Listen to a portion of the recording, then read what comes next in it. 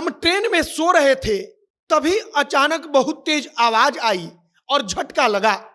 अगले ही पल हमको पता चल गया कि ट्रेन पलट चुकी है। हम सुरक्षित थे तो निकलने के लिए आगे बढ़े और हमने देखा कि कहीं किसी का सिर्फ सर पड़ा हुआ है, तो कहीं किसी का केवल हाथ, तो कहीं किसी का केवल शरीर पड़ा हुआ है, तो कहीं किसी का केवल पैर पड़ा हुआ है।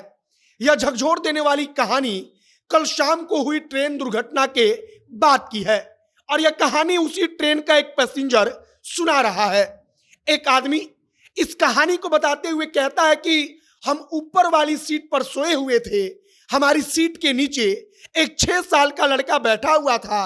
जब ट्रेन का डब्बा पलट गया और हमने अपना होश संभाला तो देखा कि वह लड़का बिल्कुल सुरक्षित है और फिर हमको संतोष हुआ तथा ट्रेन में जो लोग सुरक्षित बच गए थे वह लोग खुद दूसरे को बचाने की कोशिश में लग गए।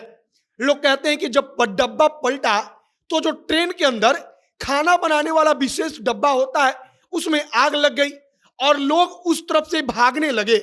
कई लोग कहानियां सुना रहे हैं कि कोई अपने परिजन का सिर्फ शरीर देखकर रो रहा है, तो कोई अपने किसी खास आदमी का सिर्फ पैर देखकर उसको पहचान गया और सिर्फ पैर पकड़कर रो रहा है, और कोई अपने किसी परिजन का सिर्फ हाथ देखकर रो रहा है।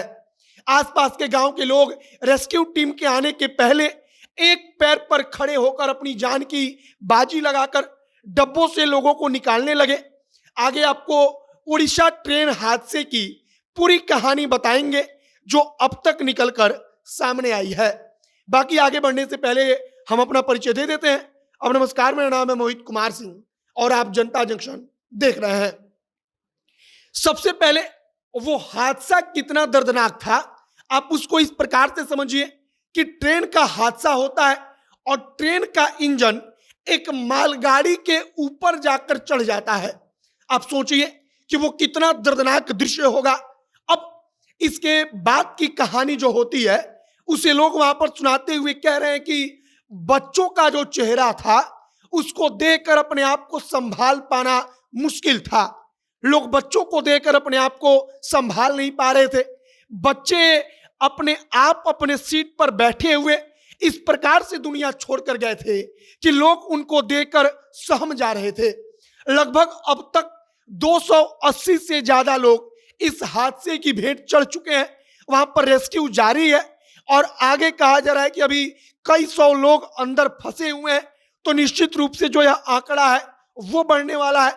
अगर बात करें कि वहां पर रेस्क्यू को लेकर क्या कुछ हो रहा है, तो ओडिशा सरकार रात से ही वहां पर जुटी हुई है, केंद्र की सरकार लगी हुई है।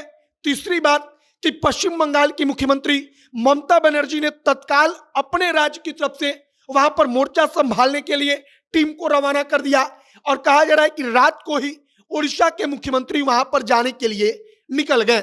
फिलहाल वहां पर रेस्क्यू टीम वहां पर लगातार रेस्क्यू कर रही है, लोगों को निकाल रही है। लेकिन सबसे बड़ी दिक्कत यह है कि हादसा इतना जोरदार है कि जो डब्बा होता है ट्रेन का वो चपक गया है।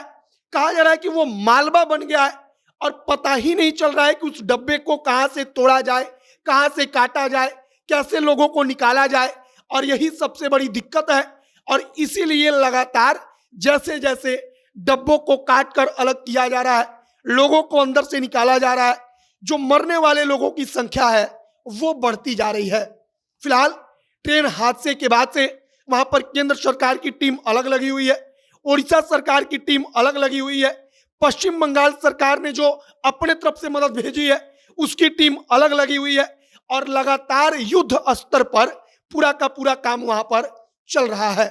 आसपास के गांव के लोग वहां पर रात से ही, कल शाम के बाद जैसे ही खबर पहुंची उसके बाद से वहां पर जाकर लगातार सीढ़ियों के माध्यम से लोगों को डब्बे से बाहर निकाल रहे हैं और अब तक की जानकारी के अनुसार 280 के आसपास मरने वालों की संख्या पहुंच चुकी है।